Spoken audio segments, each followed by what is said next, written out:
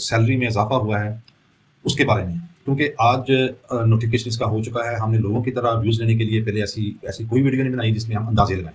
अब क्योंकि प्रॉपर जो है इसका नोटिफिकेशन आ गया है, तो उसके बारे में हम अपने दोस्तों को बता दें कि पहली बात तो ये है कि दो ढाल वफाक की तरफ पर 2022 वाला और 25 वाला, एक 15% है और एक 10% है, इसमें इजाफा होगा। ये ढाल जो है जम होंगे, जो बेसिक सैलरी है उसमें जम होके जो टोटल बनेगी उस पे आपको 7% लगेगा।